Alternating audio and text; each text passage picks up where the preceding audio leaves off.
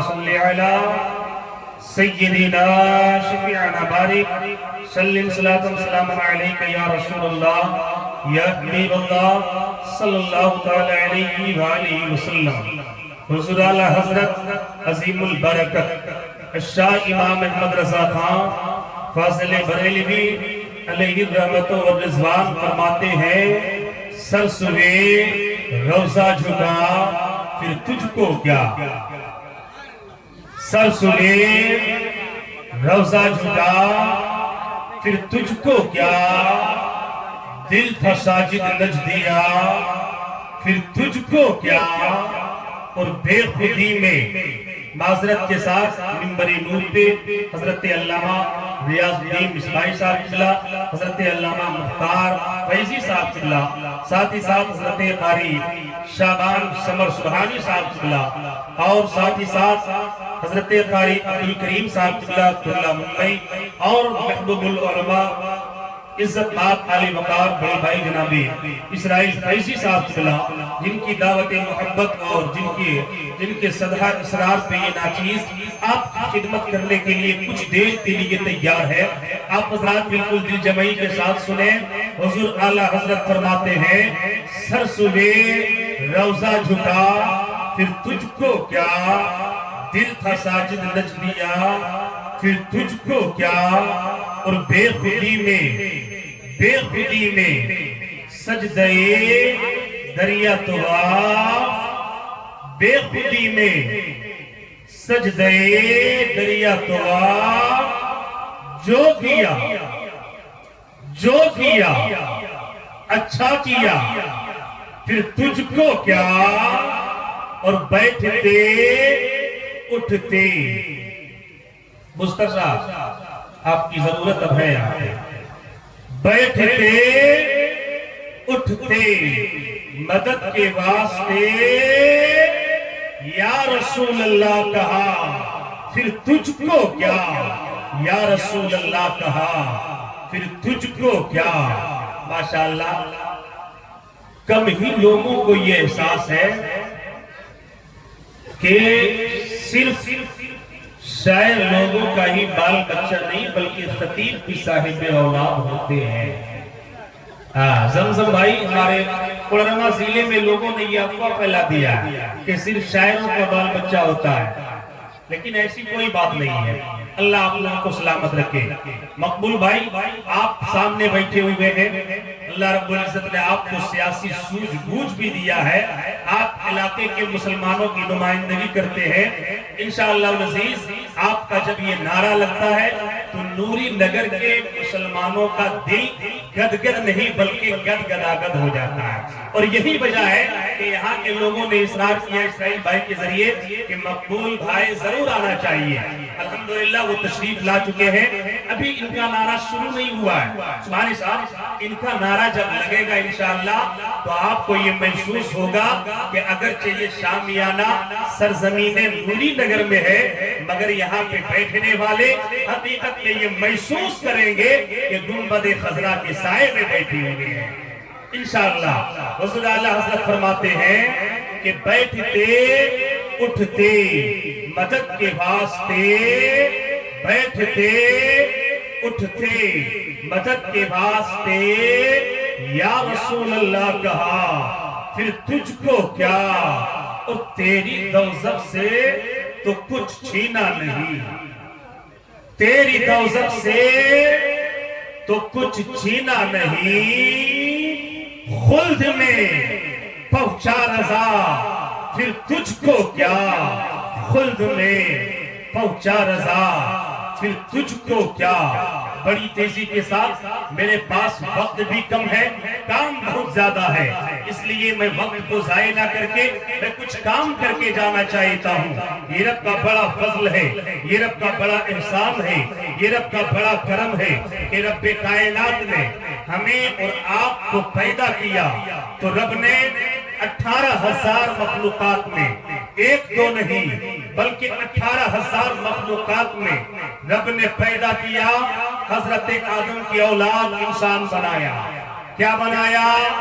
توجہ ادھر رہے، آپ حضرات ادھر دیکھیں، کیونکہ آپ اس وقت جو مجھے دیکھ رہے ہیں الحمدللہ منبر نور پہ جب تک کوئی شاید نعت پڑھتا ہے، جب تک کوئی خطیب تقریر کرتا ہے، اس سے خوبصورت کوئی نہیں ہو سکتا ہے، کیونکہ وہ ذکر رسول کر رہا ہوتا ہے۔ تو آپ کی توجہ ادھر رہے، آپ ادھر دیکھیں، رب کا یہ بڑا فضل ہے، یہ رب کا بڑا احسان ہے کہ رب کائنات نے ہمیں اور آپ کو پیدا کیا۔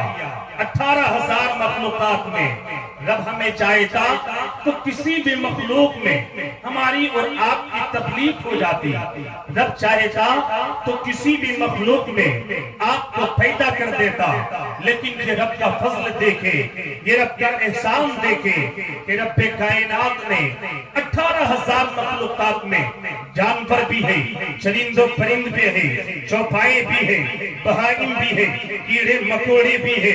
رب چاہتا تو ہمیں اور آپ کو کسی بھی مخلوق میں آپ کی تخلیق کر دیتا، مجال نہیں تھا کہ رب کے سامنے آپ کوئی اعتراض کر سکتے تھے، آپ کی یہ ہمت نہیں ہے کہ رب کے سامنے کوئی ایک جملہ بول سکے کہ پاک پروردگار عالم تو نے ہمیں فلاں مخلوق میں کیوں پیدا کیا۔ لیکن یہ رب کا احسان دیکھے، یہ رب کا فضل دیکھے کہ رب کائنات نے پیدا کیا ہے، ہمیں حضرت آدم کی اولاد انسان بنایا ہے، اور انسان بنانے کے بعد رب نے کتنا بڑا احساس آپ پہ کیا ہے، رب نے کتنا بڑا فضل آپ پہ فرمایا ہے۔ آپ کی توجہ ادھر رہے کہ رب کائنات نے ہمیں پیدا کیا، انسان بنایا، اگر انسان بنانے کے بعد ہم اور آپ صرف انسان ہوتے، آپ صرف انسان ہوتے، یہ علماء صرف انسان ہوتے، اگر آپ صرف انسان ہوتے تو سنے رب کائنات نے قرآن میں یہ بھی اعلان فرما دیا ہے وَقُودُهَا النَّاسُ وَالْحِجَارَةُ کہ انسان اور پتھر یہ دونوں جہنم کے ایندھن ہیں۔ اگر آپ صرف انسان ہوتے جہنم میں پھینک دیے جاتے، یہ علماء صرف انسان ہوتے جہنم میں پھینک دیے جاتے، جہنم کی ایندھن بنا دیے جاتے۔ لیکن رب کا احسان دیکھے، رب کا فضل دیکھے کہ رب کائنات نے ہمیں پیدا کیا تو صرف انسان نہیں بنایا، بلکہ رب کائنات نے جہاں ہمیں انسان بنایا وہیں پہ ہمیں مسلمان بھی بنا دیا ہے۔ یہ رب کا بڑا فضل ہے، یہ رب کا بڑا احسان ہے کہ رب کائنات نے پیدا کیا، ہمیں انسان بنایا، انسان بنانے کے بعد رب کائنات نے ہمیں مسلمان بنایا ہے۔ اب آپ کی توجہ ادھر رہے، اس کائنات میں ایسا نہیں ہے کہ اسلام کے ماننے والے، ایسا نہیں ہے کہ خدا کی وحدانیت کے قائل، اپنے زمانے کے نبیوں کی نبوت کو ماننے والے صرف ہم ہی اور آپ ہوئے ہیں، بلکہ اس کائنات میں اس رات دانے کیتی پہ کم و بیش 1,24,000 یا 2,24,000 انبیاء و رسول تشریف لائے، حضرت آدم سے لے کے عیسیٰ تک، میرے آقا علیہ الصلوۃ والتسلیم تک کم و بیش 1,00,000 یا 2,24,000 جتنے بھی نبی آئے، جتنے بھی رسول آئے، جتنے بھی پیغمبران اعظم تشریف لائے، حضرت آدم کی وہ امت جس نے آدم کے کلمہ کو پڑھا ہے، خدا کی وحدانیت کا قائل ہوا ہے، یہ لوگ بھی اپنے آپ کو ایمان والے کہتے تھے، یہ لوگ بھی اپنے آپ کو مومن سمجھتے تھے، یہ لوگ بھی اپنے آپ کو موحد سمجھتے تھے۔ حضرت نوح کی وہ امت جس نے نوح کا کلمہ پڑھا، خدا کو ایک جانا، یہ لوگ بھی اپنے آپ کو ایمان والے کہتے تھے، یہ لوگ بھی اپنے آپ کو مومن سمجھتے تھے، یہ لوگ بھی اپنے آپ کو موحد کہتے تھے۔ اب رب چاہتا تو ہمیں اور آپ کو حضرت آدم کی امت میں بنا دیتا، حضرت نوح کے امت میں پیدا فرما دیتا، حضرت شیش کا امتی بنا دیتا، حضرت عیسیٰ کی امت میں پیدا کر دیتا۔ کم و بیش 1,24,000 یا 2,24,000 انبیاء و رسول تشریف لائے ہیں۔ رب چاہتا تو کسی بھی نبی کے امتی بنا دیتا، رب چاہتا تو کسی بھی نبی کی امت میں آپ کو پیدا کر دیتا، لیکن سرزمین نوری نگر کے خوش عقیدہ سنی چیالے مسلمانوں، ناز کرو اپنے مقدر پہ، ناز کرو اپنے نصیبے پہ، اور سرزمین نوری نگر اور گرد و نواح سے آنے والے مسلمانوں، ناز کرو اپنے نصیبے پہ کہ رب کائنات نے ہمیں پیدا کیا حضرت آدم کی امت میں نہیں، رب نے ہمیں پیدا کیا حضرت نوح کا امتی نہیں، رب نے ہمیں پیدا کیا حضرت شیش کی امت میں نہیں، رب نے ہمیں پیدا کیا حضرت عیسیٰ کی امت میں نہیں، بلکہ رب کائنات نے ہمیں پیدا کیا ہے تو اس نبی کی امت میں پیدا فرمایا ہے، جس نبی کی امت میں پیدا ہونے کے لیے ایک ایک نہیں، دو نہیں، بلکہ 12 نبیوں نے حضرت شیش جیسے، حضرت الیاس جیسے جلیل القدر پیغمبر نے، حضرت موسیٰ جیسے عظیم المرتبت پیغمبر نے، حضرت الیاس جیسے جلیل القدر پیغمبر نے رب کائنات کی بارگاہ میں یہ دعائیں کیا تھا۔ صرف ایک دو نبی نہیں، ناز کرو اپنی مقدر پہ، صرف ایک دو نبی نہیں بلکہ 12 نبیوں نے رب کائنات کی بارگاہ میں یہ عریضہ کیا تھا کہ اے میرے خدا جب تو ہمیں پیدا کرنا نبی نہ بنانا۔ یہ کن کی دعائیں تھی؟ یہ حضرت الیاس کی دعائیں تھی۔ یہ کن کی دعائیں تھی؟ یہ حضرت موسیٰ کی دعائیں تھی۔ یہ کن کی دعائیں تھی؟ یہ حضرت عیسیٰ کی دعائیں تھی۔ ان 12 نبیوں نے رب کائنات کی بارگاہ میں یہ عریضہ لگایا تھا کہ اے میرے خدا جب تو ہمیں پیدا کرنا نبی نہ بنانا، اے میرے خدا جب تو ہمیں پیدا کرنا رسول نہ بنانا، بلکہ اے میرے خدا جب تو ہمیں پیدا کرنا اپنے محبوب کی امت میں پیدا فرما دینا، اپنے نبی کا امتی بنا دینا۔ فضل رب العلا، اور کیا چاہیے؟ مل گئے مصطفیٰ، اور کیا چاہیے؟ بھر کے جھولی میں ہی میرے سرکار نے مسکرا کر کہا اور کیا چاہیے؟ مسکرا کر کہا اور کیا چاہیے؟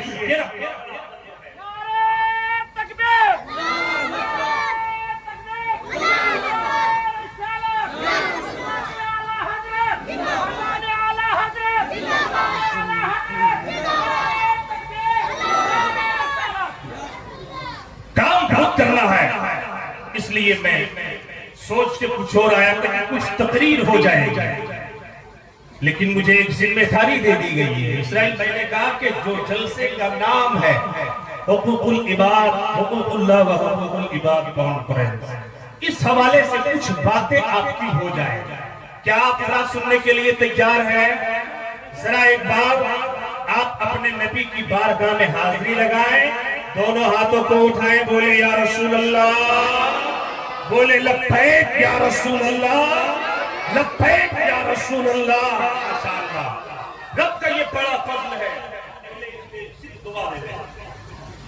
تقریر انہیں سنانا ہے۔ آپ جتنے بھی علماء بیٹھے ہیں علم و عمل میں، فضل و کمال میں، صحبت و تقوی میں ہم سے کئی افضل و اعلیٰ برتر و بالا ہیں، صرف آپ دعا دے دیں، تقریر انہیں سنانا ہے۔ آپ سنیں غور سے، توجہ آپ کی ادھر رہے۔ یہ رب کا بڑا فضل ہے کہ رب کائنات نے ہمیں پیدا کیا تو سب سے پہلے کیا بنایا؟ بول کیا بنایا؟ کیا بنایا؟ انسان بنایا۔ پھر اس کے بعد کیا بنایا؟ اس کے بعد مسلمان بنایا۔ پھر اس کے بعد رب نے کرم فرمایا، ہمیں اپنے محبوب کی امت میں پیدا فرمایا۔ یہ رب کا بڑا فضل ہے۔ اب آگے دیکھیں، میرے آقا فرماتے ہیں میری یہ امت 73 فرقے میں بٹ جائے گی۔ 77 امتی 73 ملہ کلہم فی النار الا ملۃ واحدہ۔ میرے آقا فرماتے کہ میری یہ امت 73 فرقے میں بٹ جائے گی۔ کتنے فرقے میں؟ 73 فرقے میں۔ اب رب چاہتا، توجہ کر رہے ہیں، رب چاہتا تو ہمیں اور آپ کو 73 فرقے میں سے، 73 گروہ میں سے، 73 جماعت میں سے کسی بھی فرقے میں پیدا کر دیتا، کسی بھی جماعت میں پیدا کر دیتا، کسی بھی گروہ میں پیدا کر دیتا۔ لیکن یہ رب کا فضل دیکھیں، یہ رب کا بڑا احسان ہے، یہ رب کا بڑا کرم ہے کہ اے نوری نگر اور گرد و نواح سے آنے والے خوش عقیدہ سنی چیالے مسلمانوں، ناز کرو اپنے مقدر پہ کہ رب کائنات نے ہمیں پیدا کیا تو اپنے محبوب محبوب کا وفادار امتی بنایا ہے۔ تو آپ حضرات میرے ساتھ کچھ دیر کے لیے وفاداری پیش کرنے کو تیار ہو جائے۔ حقوق اللہ و حقوق العباد کانفرنس میں بیٹھ کر کے اپنے نصیبے کو جگانے والوں، آج کل یہ کتنوں کا دور ہے، اور اس دور میں جب بھی آپ اٹھیں گے صبح، آپ اگر موبائل کھولتے ہیں تو موبائل پہ آپ کو نیا فتنہ دیکھنے کو ملتا ہے۔ ہر آئے دن آپ کو نئے فتنے کے بارے میں سننے کو ملتا ہے۔ ہر دن آپ کو جو ہے ایک انسان دوسرے انسان کی شکایت کرتا نظر آتا ہے۔ اگر ایک کوئی باپ ہے تو وہ باپ بیٹے کی شکایت کر رہا ہے۔ اسرائیل بھائی بس آپ کام بھی کیجئے اور سنیے، کیونکہ بس کام کی باتیں میں شروع کر چکا ہوں۔ مستر صاحب کام بھی کیجئے، سنیے۔ ہر دن آئے جب بھی آپ صبح اٹھے آپ کو کوئی نہ کوئی نیا فتنہ آپ کے کانوں تک، فلاں جگہ لڑائی ہو گئی، فلاں نے قتل کر دیا، فلاں نے یہ کر دیا، فلاں نے وہ کر دیا۔ آئے دن نئے نئے فتنے کے بارے میں ہم اور آپ سنتے رہتے ہیں۔ اگر کوئی باپ ہے تو اپنے بیٹے کے بارے میں شکایت کر رہا ہے، اگر کوئی بیٹا ہے تو اپنے باپ کے بارے میں شکایت کر رہا ہے، ماں ہے تو بیٹی کے بارے میں شکایت کر رہی ہے، بیٹی ہے ماں کے بارے میں شکایت کر رہی ہے، اگر کوئی ساس ہے تو بہو کی شکایت کر رہی ہے، اگر بہو ہے تو ساس کی شکایت کر رہی ہے۔ آئے دن آپ سنتے ہوں گے کہ ایک امام اپنے مقتدی کی شکایت، مقتدی امام کی شکایت، بادشاہ رعایا کی شکایت، رعایا بادشاہ کی شکایت۔ آئے دن آپ کو یہ تجربے ہوتے ہوں گے۔ مجھے کہنے کی اجازت دیا جائے، اگر کوئی بزنس پارٹنر ہے تو ایک بزنس پارٹنر اپنے دوسرے پارٹنر کی شکایت کر رہا ہے کہ اس نے میرے پیسے کو رکھ لیا، فلاں نے میرے پیسے کو ہضم کر لیا۔ آئے دن ہم یہ دیکھتے ہیں کہ ایک دوسرے کی شکایت کرتے نظر آتے ہیں۔ استاذ ہے تو شاگرد کی شکایت کر رہا ہے، شاگرد ہے تو استاذ کی شکایت کر رہا ہے۔ لیکن کیا کبھی ہم نے غور کیا ہے اے سرزمین نوری نگر کے خوش عقیدہ سنی چاہیے مسلمانوں، کیا کبھی آپ نے غور کیا کہ آخر وجہ کیا ہے کہ ایک باپ ہو کر کے اپنے بیٹے کے بارے میں شکایت کیوں کرتا ہے؟ ایک بیٹا ہو کر کے اپنے باپ کے بارے میں شکایت کیوں کر رہا ہے؟ ایک ماں ہو کر کے اپنی بیٹی کے بارے میں شکایت کیوں کر رہا ہے؟ ساس ہو کر کے اپنے بہو کی شکایت کیوں کر رہی ہے؟ اور بہو اپنے ساس کی شکایت کیوں کر رہی ہے؟ چچا اپنے بھتیجے کی، بھتیجا اپنے چچا کی شکایت کیوں کر رہا ہے؟ ایک بھائی دوسرے بھائی کی شکایت آخر کیوں کر رہا ہے؟ اس کی وجہ کیا ہے؟ اس کا ریزن کیا ہے؟ اس کا سبب کیا ہے؟ اگر آپ غور کرو گے، اگر آپ سوچو گے، اگر آپ دیکھنا چاہتے ہو کہ آخر وجہ کیا ہے، ایک دوسرے کی لوگ شکایت کیوں کر رہے ہیں؟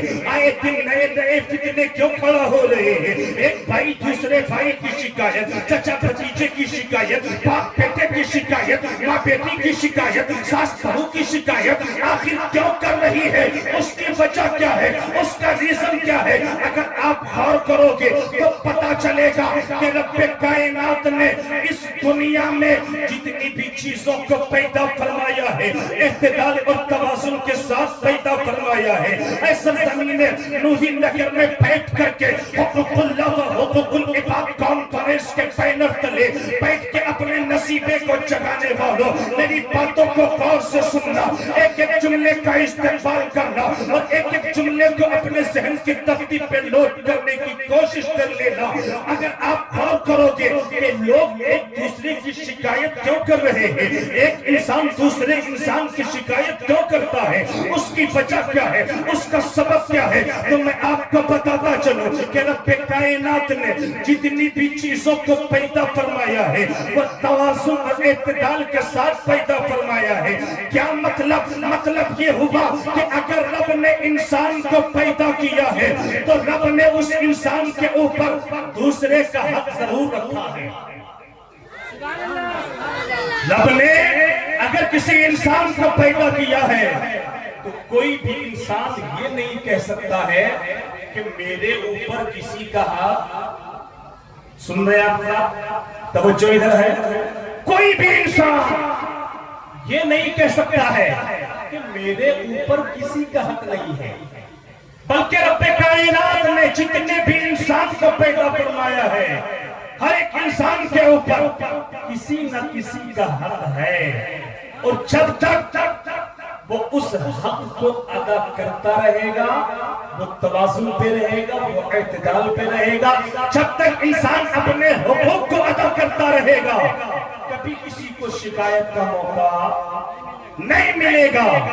اگر باپ ہے اپنے بیٹے کا حق ادا کر رہا ہے تو کبھی بھی بیٹا باپ کے بارے میں شکایت نہیں کرے گا۔ اگر بیٹا ہے اپنے باپ کا حق ادا کر رہا ہے تو باپ بیٹے کے بارے میں شکایت نہیں کرے گا۔ اگر ماں ہے بیٹی کے حق کو ادا کر رہی ہے تو بیٹی ماں کی شکایت نہیں کرے گی۔ اگر ماں ہے اپنی بیٹی کا حق ادا کر رہی ہے تو پھر بیٹی ماں کی شکایت نہیں کرے گی۔ مجھے کہنے کی اجازت دیا جائے کہ اگر چچا ہے بھتیجے کا حق ادا کر رہا ہے تو بھتیجا چچا کی شکایت نہیں کرے گا۔ اگر بھتیجے نے چچا کا حق ادا کر دیا ہے تو کبھی بھی چچا بھتیجے کی شکایت نہیں کرے گا۔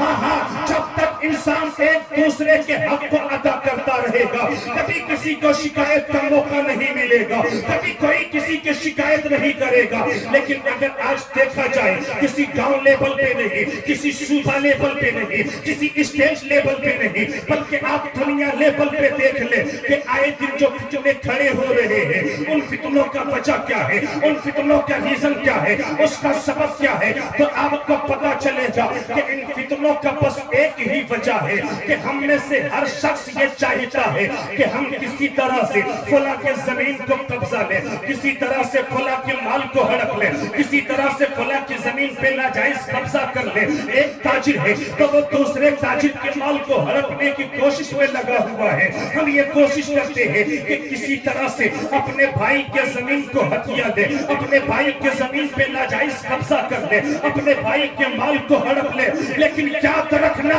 حقوق اللہ و حقوق العباد کانفرنس میں بیٹھ کر کے سننے والوں، اگر آپ اس فراق میں ہو کہ میں دوسرے کے زمین کو ہڑپ لوں گا، میں دوسرے کے مال کو ہڑپ کر کے بیٹھ جاؤں گا اور دوسرے کے مال کھا کر کے میں اپنی زندگی گزار لوں گا، تو پھر سنو حقوق العباد کانفرنس میں بیٹھ کر کے جب بات آئی ہے تو بتاتا چلو۔ حضرت امام غزالی نے اس بات کو اپنی کتاب میں لکھا ہے۔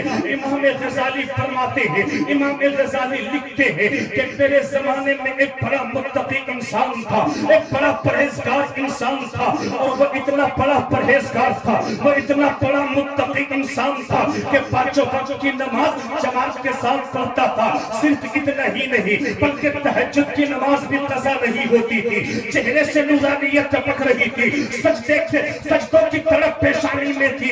وہ شخص کا جب انتقال ہوتا ہے، جب اس کا انتقال ہوتا ہے، جب اس دیندار پرہیزگار کا انتقال ہوتا ہے، امام غزالی فرماتے ہیں کہ میں نے یہ سوچا کہ چلو کسی دن جب اس دیندار کو میں اپنے خواب میں دیکھوں گا، میں اپنے سپنے میں دیکھوں گا تو اسے ضرور پوچھوں گا کہ پتا تیرے ساتھ اللہ نے کیا کیا ہے، پتا اللہ نے تیرے ساتھ کیا معاملہ فرمایا ہے۔ وہ حقوق العباد میں بیٹھنے والوں میری باتوں کو غور سے سننا۔ حضرت امام غزالی فرماتے ہیں کہ میں یہ سوچ رہا تھا کہ فلاں دیندار کا انتقال ہو گیا ہے، نہ جانے کتنے حج کیے تھے، نہ جانے کتنے نوافل روزے رکھے تھے، نہ جانے کتنے نمازیں پڑھی تھی، جب ان کا انتقال ہو گیا نا، حضرت امام غزالی فرماتے ہیں کہ میں یہی سوچ رہا تھا کہ مولا کبھی وہ دن بھی آ جائے کہ جب میں اسے خواب میں دیکھوں تو اسے پوچھ لوں کہ بڑا دیندار تھا،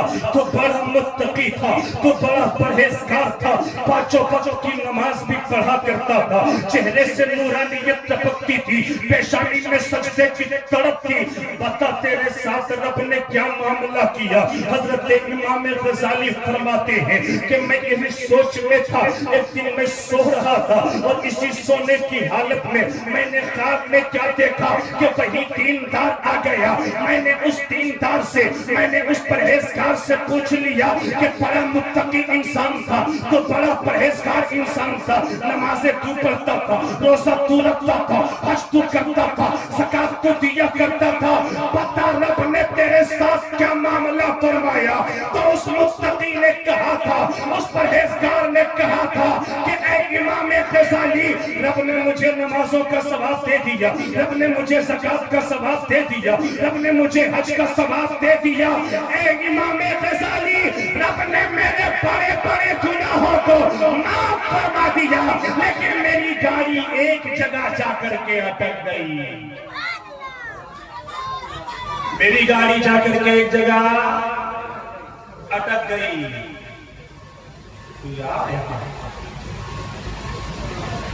ماشاءاللہ، چلیے بیٹھیے بیٹھیے بیٹھیے،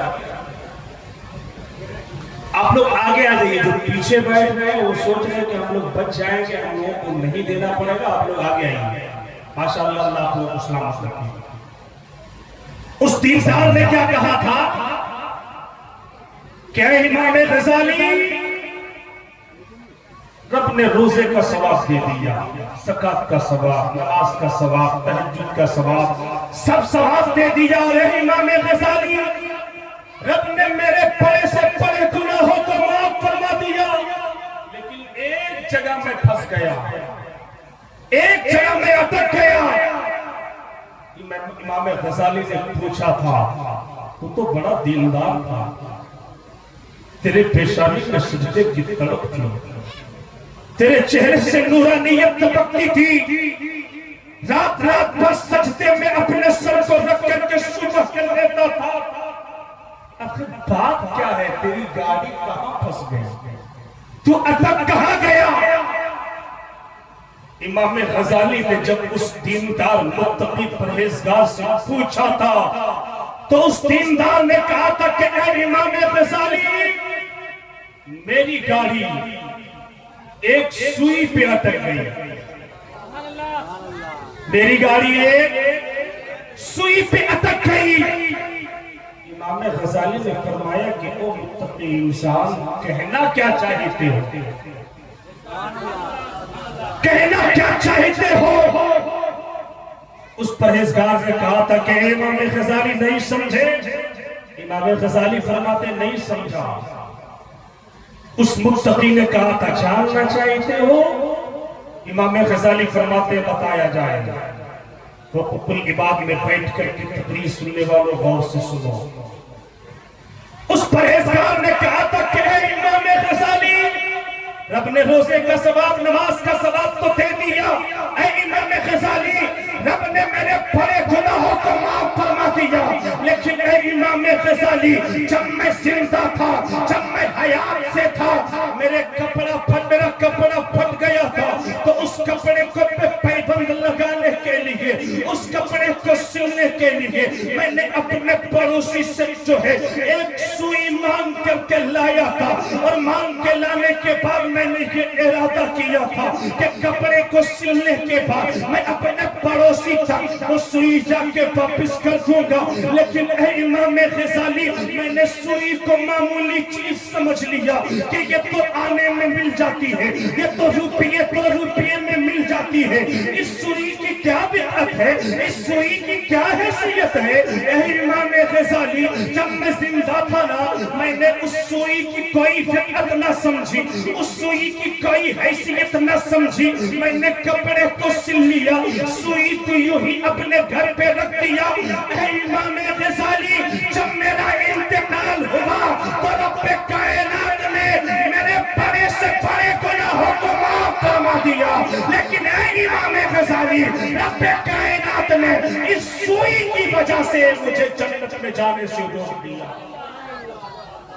اس ایک سوئی کی وجہ سے مجھے جنت میں جانے سے روک دیا گیا۔ امام غزالی نے پوچھا تھا کیا ایک سوئی کی وجہ سے کوئی جنت میں جانے سے منع کر دیا جائے گا؟